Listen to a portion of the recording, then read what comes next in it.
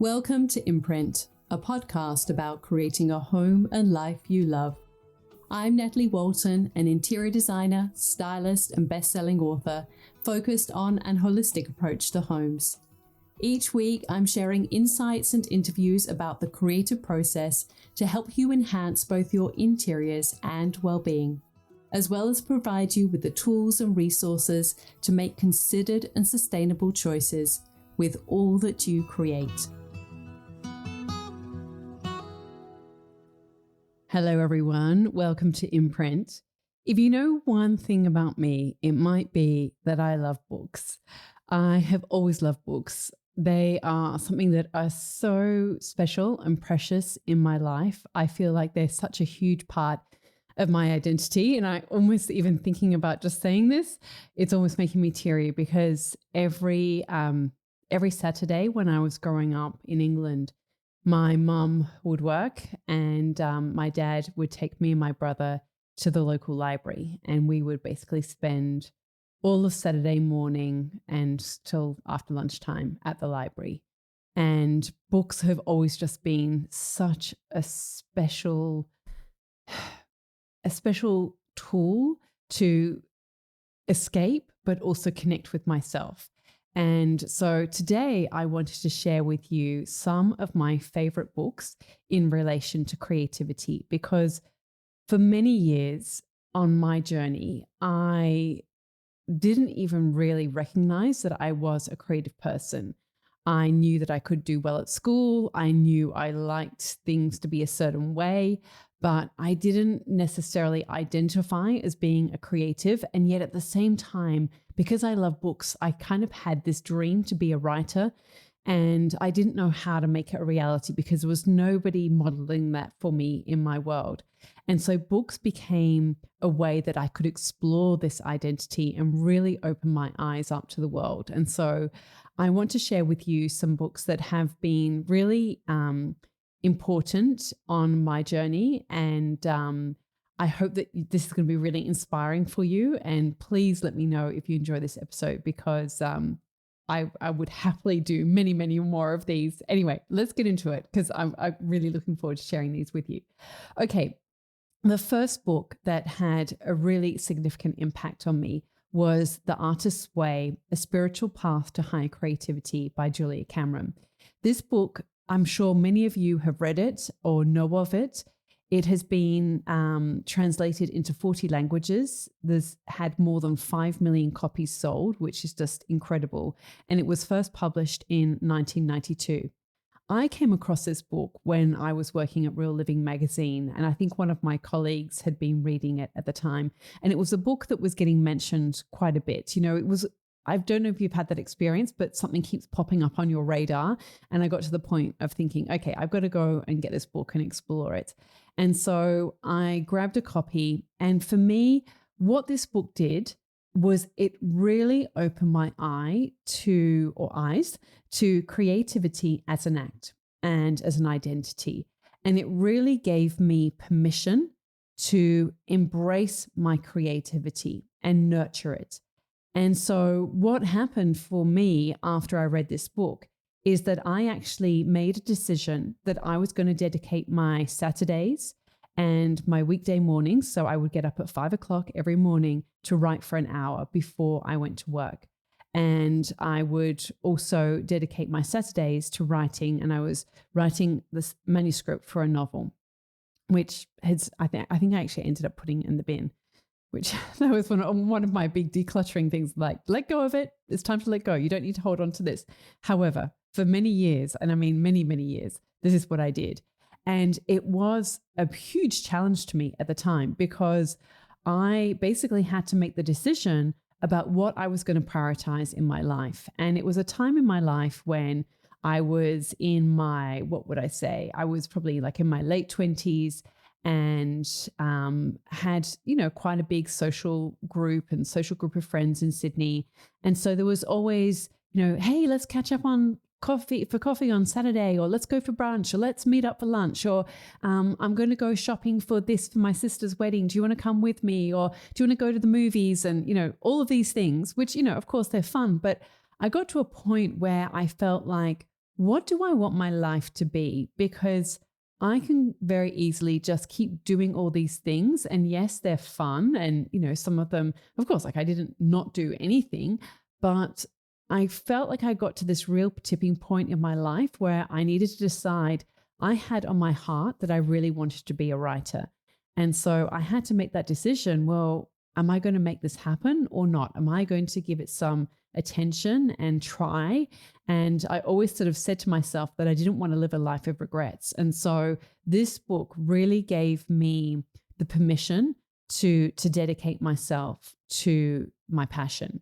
And so, like I said, I made that decision to dedicate my mornings and my Saturdays to writing.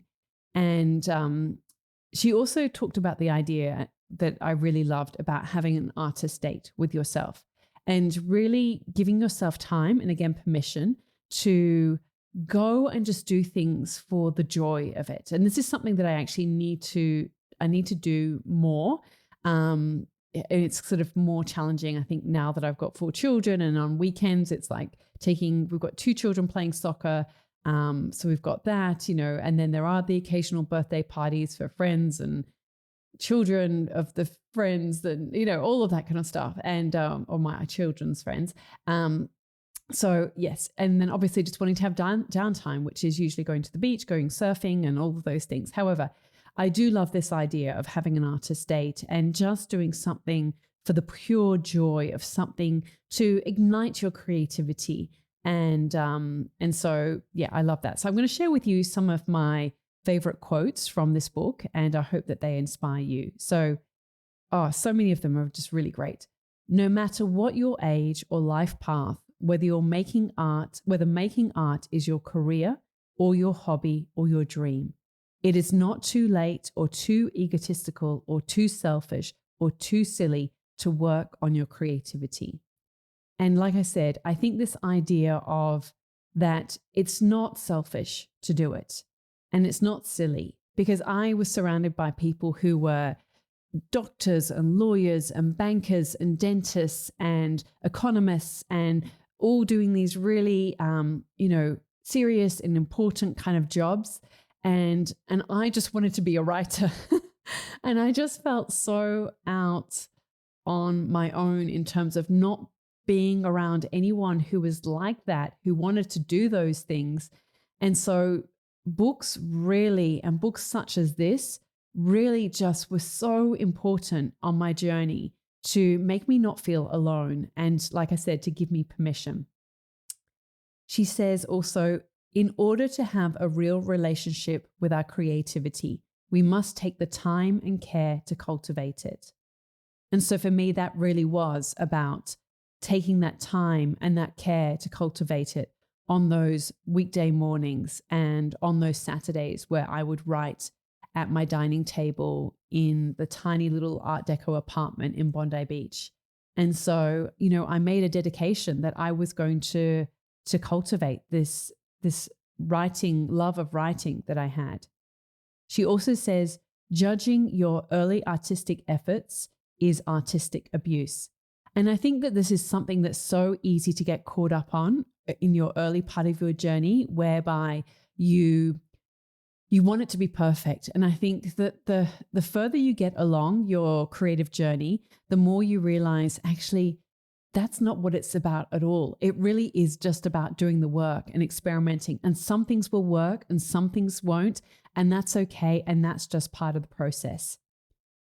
She also says, we like to focus on having learned a skill or on having made an artwork.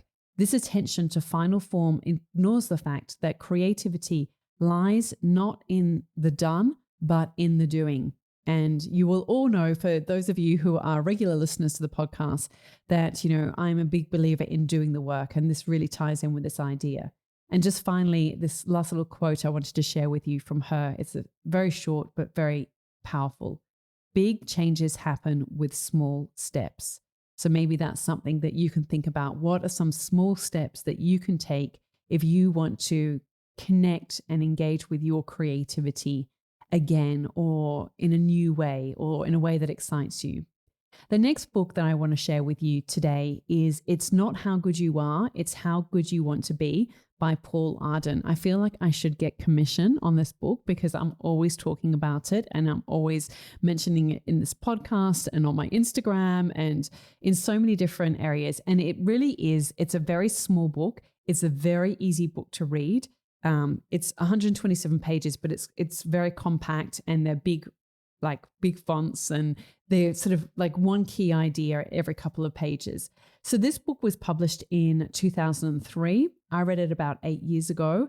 And to give you a little bit of a blurb, so this is what it says. Paul Arden, 1940 to 2008, is frequently described as a creative genius, albeit a wayward one. After a stormy 18 years in advertising, he found his alma mater in Saatchi & Saatchi in 1977, where he worked for 15 years. During his tenure as executive creative director, Arden was responsible for some of Britain's most successful advertising campaigns, including British Airways, Silk Cut, Intercity and Fuji, and famous slogans such as "The car in front is the Toyota" and "The Independent, it is, are you." So that's just a little bit of context about him. So it very much comes, and the way that he writes about it is writing as a creative in an agency environment, but it's also a creative in general. And so for me, I think some of the big takeaways for me when I read this book was the importance of vision, because up until this point, I had never really thought about creating a vision for myself until I read this book, creating a vision for the life that I wanted to create.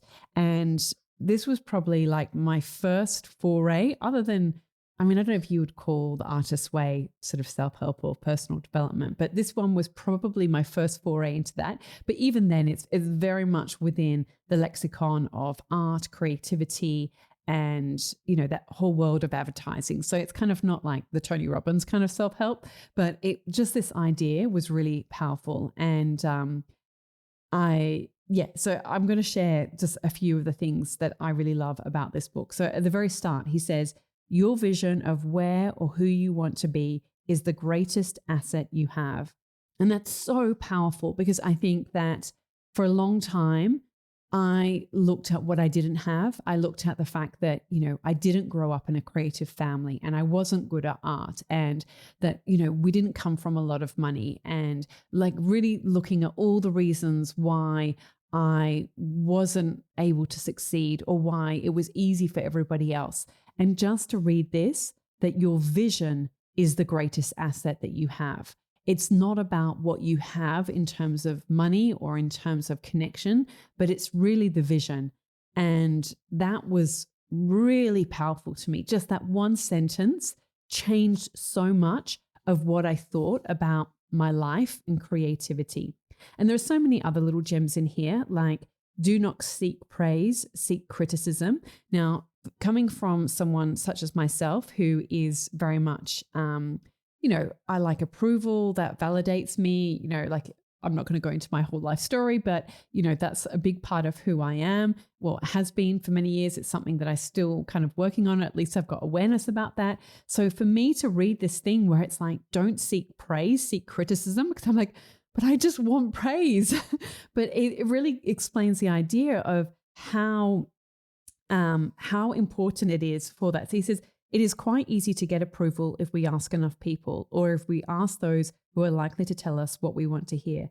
The likelihood is that they will say nice things rather than be too critical. Also, we tend to edit out the bad so that we hear only what we want to hear. So if you have produced a pleasantly acceptable piece of work, you will have proved to yourself that it's good simply because others have said so. It is probably okay, but then it's probably not great either. If instead of seeking approval, you ask, what's wrong with it? How can I make it better? You are more likely to get a truthful, critical answer. You may even get an improvement on your idea, and you are still in a position to reject the criticism if you think it is wrong. So, just this idea of like really flipping the script on so many things that I held to be true, and he just really changed it for me. So I've shared this one many, many times, which is do not covet your ideas, give away everything you know, and more will come back to you. I've shared about how this idea really, I was holding all the knowledge that I had about interior styling in, but I kind of wanted to do a workshop, but I was fearful of giving away my knowledge. I mean, it's so crazy when I say it now, but I really thought like, well, I won't get work and I won't get jobs. And then I started that, and it really was the best decision I ever made because, 6 years later, I'm still teaching that same course, the Styling Masterclass. Another one I just wanted to quickly share with you as well was, don't look for the next opportunity. The one you have in your hand is the opportunity. Again, it's like, here we go. We are always waiting for the perfect brief from the perfect client. It almost never happens. And I'm saying this to all of you who are also in Design and Grow or have a creative business. And we think, I just need to get that perfect client, that dream client. And think about it like this, like the opportunity that you have in your hand is the best one that you've got right now. Like, don't look for that next opportunity. The one that you've got right now is the opportunity. You're probably working on a job or project right now and saying, this is boring. Let's just deal with it and get over it. We'll make the next one good. Whatever is on your desk right now, that's the one. Make it the best you possibly can. It may not be great, but at least you'll have the satisfaction of knowing you did the best you possibly could, and you may learn something from it. And you're always free to do an alternative that does satisfy your creative standards. Good briefs don't just come along. That's true. Even if you've earned a reputation for doing good work, although that helps, successful solutions are often made by people rebelling against bad briefs. I'm going to say that again because I kind of stumbled a little bit. Successful solutions are often made by people rebelling against bad briefs. I talk about this idea a lot in relation to the design process and just creativity in general, is that so many people talk about the idea of like, I need to have like all the, I need to have a bigger budget and all these things. But I find that often the best solutions that we come up with is when we face constraints. And it's really about that kind of idea. So he also said other things like, it's all my fault, and like this idea of really taking responsibility with anything, and just being really intentional with the result that you want to achieve. So that book, like I said, I go back to that one over and over again, and I get so much out of it. The next book that I'm going to share with you is called The War of Art: Break Through the Blocks and Win Your Inner Creative Battles by Steven Pressfield. So Steven Pressfield is he has written screenplays, like done a lot of things in Hollywood. I'm just trying to see if I can find, here we go. He is the author of a few different books, and he's a former Marine too. I didn't realize that. And I'm sure that I saw he wrote some screenplays, but I'm not going to start going through all of that now. So what I want to talk about is this book. So I read this book at the time of writing my book Style, which is not just about styling your home and making your home beautiful using what you've got, but it is also as very much about the creative process. And so this book is about knowing that everybody faces resistance and how we overcome that. So he also has another book called Turning Pro and Do the Work, which I haven't read those, but I know that I say that all the time, how important it is to do the work. So I feel very aligned with what he writes and talks about. And this book is similarly quite an easy book to read because it's almost like every page is a paragraph and like one key idea per page. So he starts out and he says, what I know. There's a secret that real writers know that wannabe writers don't. And the secret is this: it's not the writing part that's hard. What's hard is sitting down to write. What keeps us from sitting down is resistance. And just this idea of the resistance that we face. And I know that so many of my students in the Styling Masterclass and just other people that I speak to, I know that this is a huge thing because I see it all the time. And I hear people say, I want to be a stylist. I want to be an interior designer. I want to do all these things. But what is stopping you? And what is stopping you, Steven Pressfield suggests, is resistance. He calls it resistance. And he says, most of us have two lives, the life we live and the unlived life within us. Between the two stands resistance. There are so many great quotes. He says, never forget, this very moment we can change our lives. There never was a moment and never will be when we are without the power to alter our destiny. So he's giving tools and ideas on how we can overcome this resistance. And he sort of has different like subheadings in relation to different sections. So one is on criticism. And this is something that I've had to really work on, because obviously as soon as you start to put yourself out there in any kind of capacity, and as a people pleaser or an ex-people pleaser, recovering people pleaser, I've had to really work on this because, I've sought approval in so many ways to kind of feel good about myself. Gosh, it sounds crazy when I say it like that. Anyway, let's get into criticism. He says, individuals who are realized in their own lives almost never criticize others.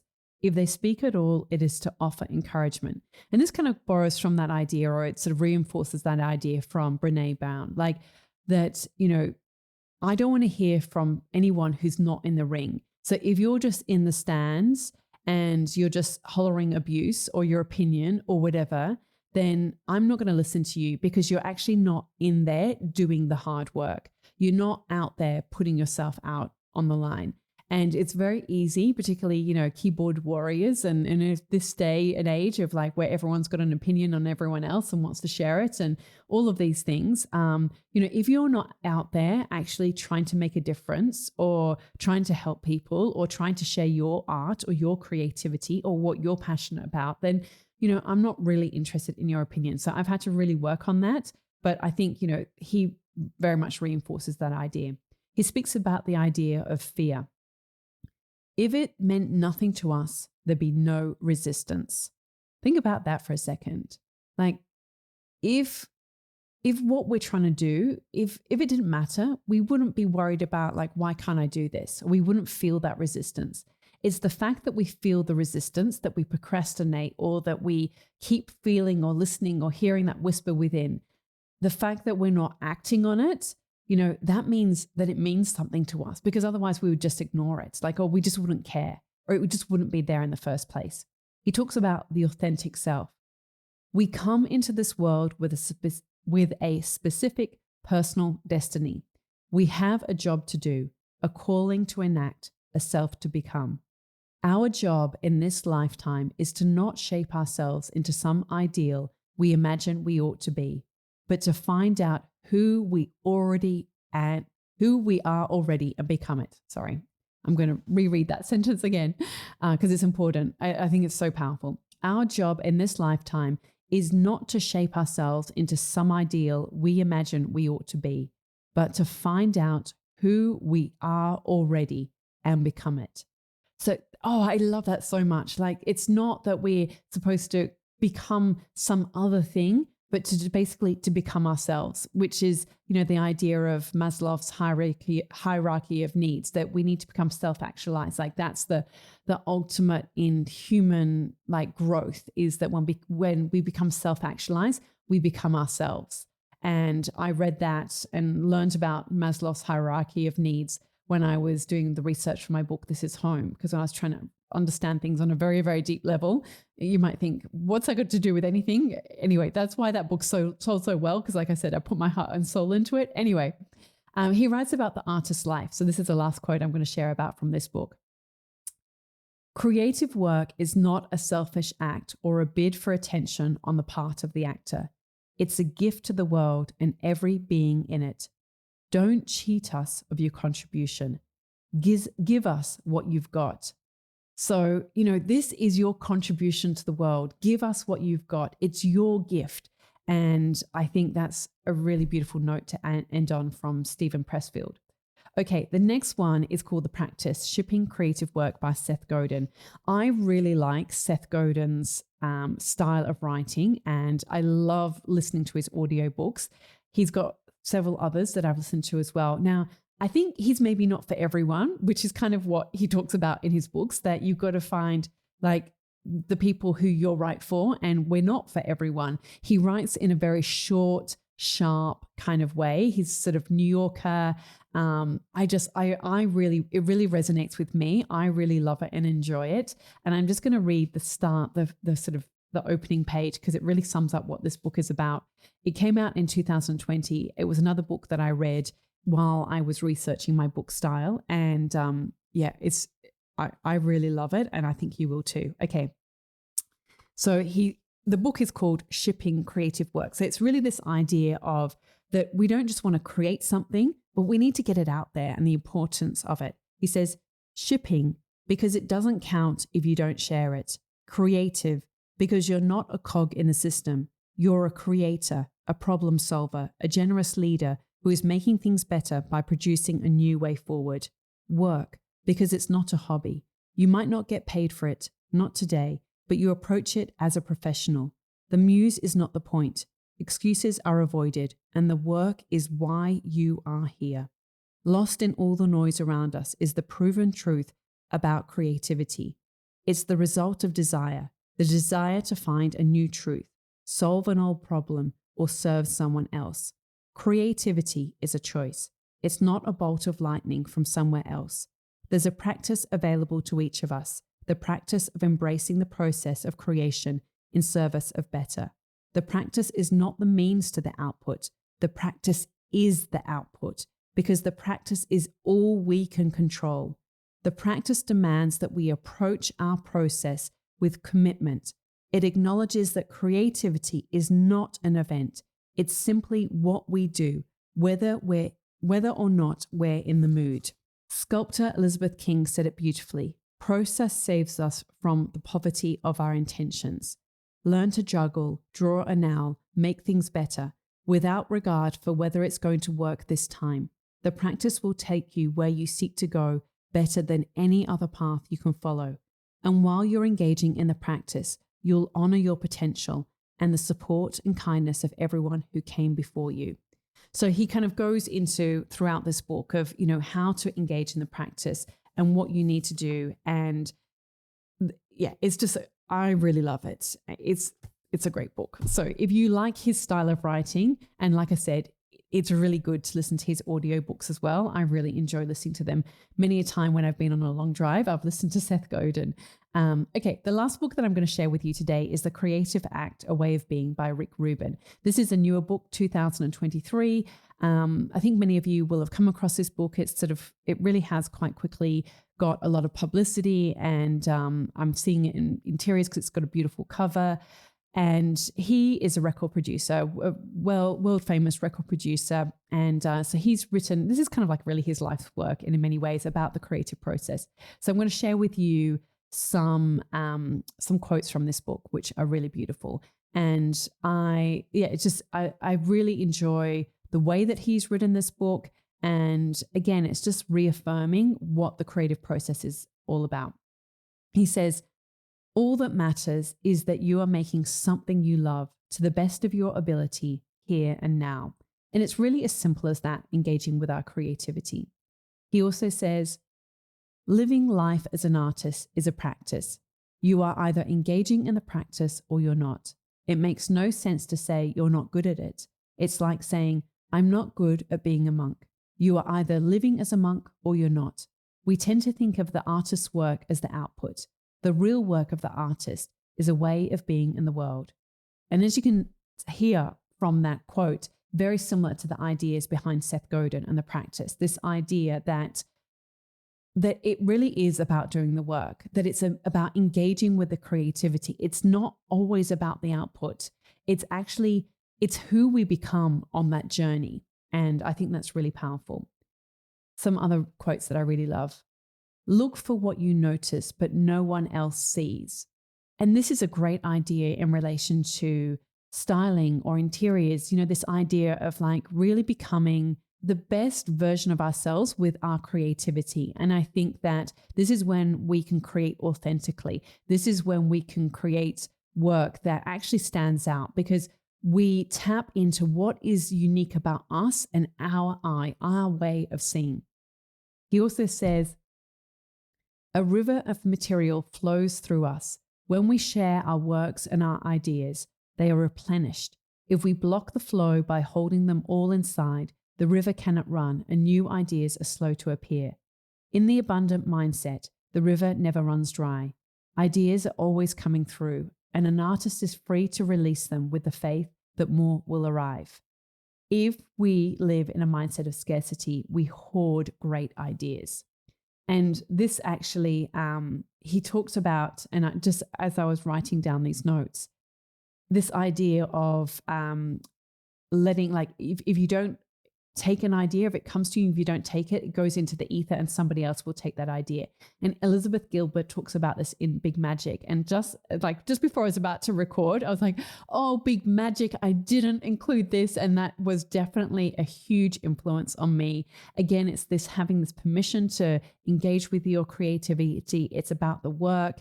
It's about the flow of ideas. And that's a really great book. So if you would actually really, I'm going to just share one more quote from Rick Rubin, and no, two more quotes actually. No, one. Because I've realized I've combined the two. Here we go. And then I'm going to say one last thing before we finish up today. Good habits create good art. The way we do anything is the way we do everything. I love that so much. The way we do anything is the way we do everything. Treat each choice you make, each action you take, each word you speak with skillful care. The goal is to live your life in the service of art. So, like I said, I love that so much. This idea that good habits create good art and that the way we do anything is the way we do everything. As I mentioned just before I shared that quote, I have really enjoyed putting this episode together for you. I mean, just any excuse to dig into books and share the ideas with you, I've really loved. So if you would like more episodes like this, I've got so many books and ones that have really inspired me. I would love to dig into Big Magic by Elizabeth Gilbert, deconstruct that a little bit and share some of the big ideas that had a huge impact on me. So if you would like to hear more about that, then please send me a DM on Instagram at Natalie Walton. I'd really love to hear from you. Please, I'd really appreciate if you could leave a review, a quick message in the review section. Let me know what you enjoyed. And I would love to hear from you. So I hope that you've enjoyed this episode. Like I said, it's a little bit different. If you think anyone might enjoy it too, or you can share these books or resources, I will put all the links in the show notes as well. So you can have links to just click on and buy, or explore or reserve at your local library, whatever it is for you. But I hope that you've enjoyed this episode and look forward to speaking again with you same time next week. Until then, have a beautiful week. All of the links and info for this episode are at nataliewalton.com/podcast. Don't forget to subscribe so that you can get a direct download of the latest episode. And I really appreciate when you take a minute to rate and review, as well as share the love with someone you know who might benefit from this episode, or on social media. If you'd like to access a range of free resources, come visit my website, nataliewalton.com. Thank you to Jaeger Media for producing this podcast. And I would also like to acknowledge the people of the Bundjalung Nation where it was recorded and pay my respects to elders past, present, and emerging.